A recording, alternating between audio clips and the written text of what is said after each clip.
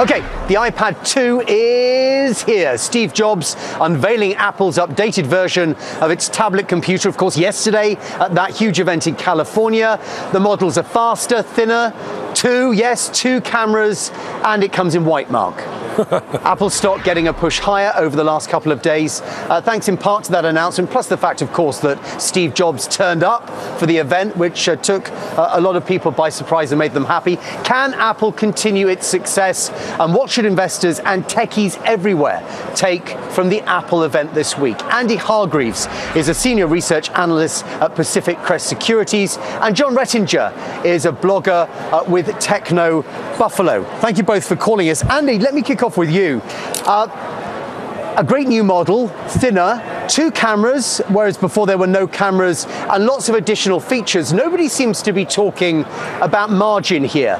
Presumably the Apple II is more costly to make than the Apple One iPad. Does that not pull margins down?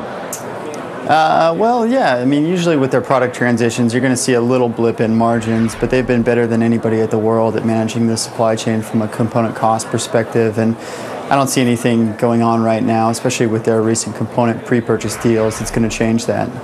John, a lot of people would credit the bloggers as being as accurate, if not more accurate, than the analysts on Apple. Where do you see the stock going? You were talking about margins. A little lower margin can certainly be made up with bulk sales. Apple moved 15 million iPads in 2010, Steve Jobs announced, and they're speculating they can move as many as 40 million in 2011. So where would that take the stock in your view? Certainly up, I think would be the logical explanation. The market is very excited for the tablet. It's very tablet hungry.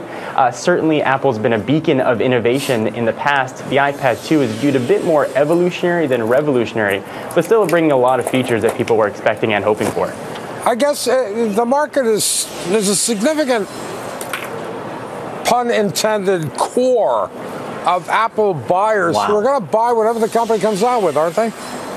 There are always the dedicated Apple fans who will go out there and support the company regardless. But I think what you're going to see is a huge influx of buyers that were waiting for this generation of iPad. Those that were waiting for the new one to come out. You heard it countlessly at Apple retail stores. You heard it reported online. People wanted thinner. People wanted cameras.